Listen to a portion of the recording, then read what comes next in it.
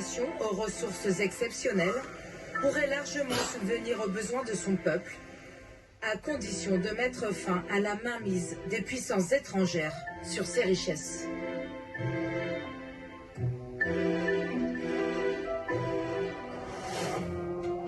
Nous continuons notre enquête dans la ville de Rehoboth, à 100 km au sud de la capitale, Windhoek. Ici, sur 30 000 habitants, la grande majorité appartient à un groupe ethnique unique en Namibie et même dans le monde. Vous allez découvrir ici une ville qui est habitée principalement par une drôle de communauté. Ils s'appellent les Batards. C'est originaire d'un nom hollandais. Les Batards, vous avez bien compris, les Bastards, ils ont choisi de faire de leur nom une fierté. Nous rencontrons Veratoun, 72 ans. Issue d'un couple mixte, elle a toujours vécu au sein de cette communauté. Elle tient à nous montrer la tenue traditionnelle de ses ancêtres. Ça, c'est pour le travail ou la vie de tous les jours. Aujourd'hui, cette tenue est notamment utilisée pour aller à l'église ou lors des moments de fête. Comme cette danse traditionnelle aux airs germaniques. Cette étonnante tenue, c'est l'un des symboles qui caractérisent les Bastards, en plus de leur nom, dont ils revendiquent la signification. Mais vous n'avez pas choisi de vous appeler comme ça. Si. Ah, vous avez choisi de vous appeler comme ça. Oui, mais sans aucune mauvaise connotation. On revendique le fait d'être issu d'une race mixte. Mais vous avez quand même décidé de garder ce nom, pour en faire la fierté de votre communauté. Oui, exactement. Votre histoire est vraiment particulière. Oui, nos ancêtres étaient des colons qui venaient de partout en Europe. Pas seulement des Pays-Bas, mais aussi de France, d'Allemagne, de Belgique, d'Angleterre. Ils étaient à la recherche d'une nouvelle vie. Mais quand ils sont arrivés ici en 1652, ils n'avaient vu aucune femme pendant 1 an, le temps du trajet. Et donc, quand ils sont arrivés ici, ils ont épousé des femmes africaines. Oui, dès leur arrivée, ils ont vu ces femmes indigènes. Et bien sûr, vous pouvez imaginer ce qu'il se passe entre des hommes et des femmes. Ils parlent, ils se connaissent, ils ont des rapports sexuels. Et nous les voilà, une race mixte.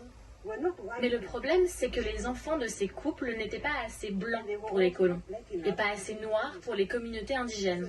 Donc, ils étaient marginalisés et n'avaient pas le droit de posséder des terres. Le métissage étant mal perçu à l'époque, les Bastards ont été chassés de territoire en territoire pendant plus de 200 ans. Jusqu'en 1870. Quand les autres tribus namibiennes leur ont donné l'autorisation de s'installer ici même, dans la région de Rehoboth, abandonnée et totalement vide à l'époque. C'est dans cette ville qu'ils ont créé presque un État parallèle, toujours très autonome vis-à-vis du pouvoir namibien. Nous avons toujours eu nos lois et notre propre gouvernement. À l'époque, en Namibie, il y avait 11 groupes ethniques et chacun avait son administration reconnue par l'État. Mais pas les Bastards. Nous avions notre propre gouvernement, ici, à Rehoboth. Vous pouvez le voir sur la photo. Voici les élus qui gouvernaient notre communauté. On les appelait les captains. Donc à l'époque, vous avez essayé de développer votre propre législation. Oui, les colons allemands nous ont permis d'avoir nos lois, et même pendant l'occupation sud-africaine, après la Première Guerre mondiale. Nous avions nos propres règles. Mais depuis l'indépendance... Depuis, nous sommes soumis aux lois nationales. Même si le temps de la colonisation européenne appartient désormais au passé, la Namibie fait le compte avec son héritage quotidien. Et aujourd'hui, le pays attire encore les convoitises des étrangers. Ils investissent dans le tourisme ou dans les nouveaux atouts offerts par les grands espaces namibiens. Nous prenons maintenant la route pour Swakopmund, sur la côte atlantique, la 3e ville la plus peuplée de Namibie. À quelques kilomètres du centre-ville, le désert prend le dessus sur la civilisation. C'est dans ce paysage, l'un des plus arides au monde, qu'un Hollandais a décidé de se lancer un pari fou. cultiver des fruits et des légumes sur 6 hectares de sable, donc pas fertile du tout. Vous êtes hollandais, vous avez décidé de vous installer en Namibie il y a une vingtaine d'années. Oui, c'est ça. Nous sommes arrivés il y a 20 ans avec ce container. Celui-ci, vous viviez dedans alors? Ah mais non. Et vous connaissiez le pays avant d'arriver? Oui, nous étions venus ici en vacances une fois. C'était quand? 10 ans avant de nous y installer. Et qu'est-ce que vous faisiez en Hollande alors? J'étais programmeur. Je passais mes journées devant l'ordinateur. J'ai fait ça pendant 15 ans et après je me suis dit, ah, je veux faire autre chose. Avec tout son déménagement dans un container, Luc s'est installé ici avec sa femme lorsqu'il avait 45 ans. Il a troqué son ordinateur pour des asperges. Ici, vous voyez, c'est vraiment que du sable. Mais les asperges aiment ça. Très proche de la mer, ici, l'eau des nappes phréatiques est légèrement salée. Ce qui est idéal pour la culture d'asperges. L'eau se trouve à environ 8 mètres sous nos pieds. Donc nous n'avons jamais de moment de sécheresse. Un tuyau pompe de l'eau directement du sous-sol grâce à un système électrique et après la reverse dans les champs. C'est comme ça que les plantes reçoivent de l'eau.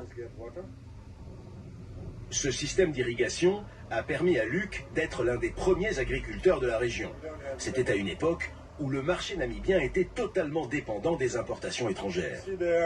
Et tout ça là, c'est prêt à être récolté. C'est de l'excellente qualité. Small tomatoes. Tomates cerises, we call them. Mais à l'époque, quand vous êtes arrivé il y a 20 ans, il y avait très peu de production locale. Non. Donc ça, c'était importé d'où? C'était importé d'Afrique du Sud. D'Afrique du Sud. Le gouvernement est maintenant en train de développer la production locale. Alors il nous demande combien de tomates on pense produire et selon nos estimations, il commande de l'import d'Afrique du Sud. Il y a aussi une nouvelle règle. Les supermarchés doivent acheter au moins 55% localement et ça nous aide vraiment. Les aides du gouvernement ont encouragé d'autres agriculteurs à exploiter les terres de cette région. Le paysage jusque-là n'attirait que les touristes.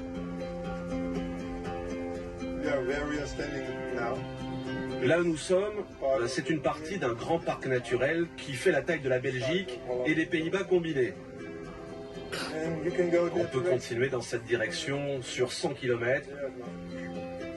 Et il y aura juste des montagnes et de la vie sauvage, même des antilopes. C'est une nation énorme, avec très peu d'habitants. Aujourd'hui, Luc vit seul avec sa femme dans cette maison. Les seules personnes qu'il côtoie au fil de la journée, ce sont ses 3 employés, tous namibiens de souche. How are you? You speak English? Yes. African. Okay. Easy thing. They come from here, we come Vous from voyez, Netherlands. tous sont d'ici et nous des Pays-Bas. Mais la langue est tellement similaire, c'est très facile à comprendre. Big man, but Ils n'ont pas un grand gabarit, mais ils sont costauds. Okay, see you later. Et vous sentez des tensions raciales ou des tensions entre communautés ici? There are racial differences Il y a des différences raciales, oui. between poor and rich. Also, Et l'écart entre riches et pauvres est énorme ici. political Certains partis politiques soutiennent l'idée que les compagnies devraient être à 51% de propriété namibienne. locally owned. But okay, if you I'm a foreigner. Mais moi, je suis un étranger My money here. And et je ne pourrais pas I- renoncer à 50% de mes possessions. What I own. Heureusement que le gouvernement comprend tout ça parce que autrement, tous les étrangers partiraient d'ici. Les investissements étrangers jouent un rôle de premier plan dans le développement du territoire namibien. Ce pays est parmi les plus ensoleillés au monde. Pourtant, l'énergie du soleil a commencé à être exploitée il y a seulement 7 ans. C'est une société franco-namibienne qui a construit les premiers parcs solaires, en plein milieu d'immenses étendues de terrain inhabité. Johan Picard, ingénieur français, nous fait visiter ce qui est désormais un joyau pour la Namibie, qui entame à petits pas son parcours vers l'indépendance énergétique. Aujourd'hui, la Namibie même après les progrès qui ont été faits depuis 2015, importe toujours plus de 60% de son électricité depuis l'Afrique du Sud, le Zimbabwe et la Zambie. Donc le reste... Donc l'idée c'est de devenir indépendant, autonome, et de pouvoir même exporter. C'est ça, au long terme en tout cas, l'idée serait d'exporter. Et quels sont les atouts de la Namibie justement pour devenir ce gros producteur d'électricité verte? En Namibie, on a 300 jours de soleil par an. La différence se fait en fait dans vraiment l'ensoleillement disponible. Et si on devait faire un comparatif avec la France, si j'installe un panneau solaire ici en Namibie, il va produire 2 fois plus au cours de l'année que si je l'installe dans le sud de la France, dans les zones où... Même dans les Landes. Oui, c'est assez impressionnant en fait, ce gap. Alors ce qui se passe, c'est que là, les panneaux se réorientent. Ah oui, ils se réorientent en fonction du soleil. Là. Oui, c'est un système qui fonctionne sur une horloge et l'idée est de maximiser la production. Ouais. Et là aujourd'hui, ça fonctionne quand même, malgré ce ciel un peu couvert. Oui, bah, il y a un peu de rayon de soleil. On peut aller voir sur une de ces petites boîtes grises là qu'on appelle un onduleur. Donc on est à 16 kW pour une production de 50 normalement. Cette parcelle de 15 hectares ne représente pour l'instant qu'1% des besoins du pays en énergie. Ce marché en plein développement attire des ingénieurs européens comme Johan, qui travaille ici depuis 2 ans. Et alors vous êtes perçu comment ici? C'est assez intéressant. Ici, toutes les personnes que je croise pensent que je suis Colord. Les Colord, c'est les enfants de couple mixte. Exactement, c'est d'ailleurs ce qui m'a conduit à apprendre à parler un peu afrikaans. Parce que du coup, la première langue des Colords, c'est l'afrikaans. Et quand ils commencent à s'adresser à moi, c'est toujours avec des mots dans l'afrikaans. Ça devenait un petit peu gênant de devoir demander à répéter pour les moindres petites choses. Mais on sent dans la vie de tous les jours un ressentiment de la part des populations namibiennes, noires, à l'égard des descendants de ces colons ou des afrikaners. Le ressentiment s'exprime pas forcément verbalement. C'est plus dans les faits, en fait, par les états de fait. Aujourd'hui, on va trouver des bars qui sont plus pour les noirs ou pour les blancs. Et parmi les noirs et les blancs, on va trouver certains qui sont plus pour afrikaners ou germaniques. Et je dirais que c'est comme ça, en fait, que mine de rien, l'apartheid a encore des restes, si je peux dire, l'apartheid a encore des restes là-dessus, mais qui sont, bien sûr, tellement dérisoires par rapport à ce qu'ils ont pu vivre à l'époque. Dans n'importe quel contexte personnel ou professionnel, les différences ethniques jouent encore un rôle de premier plan dans ce pays. Même si la Namibie est toujours hantée par les démons du passé, cette terre aujourd'hui évolue et se modernise. Toutes les communautés pourraient ainsi en profiter et voir peu à peu leurs différences se réduire.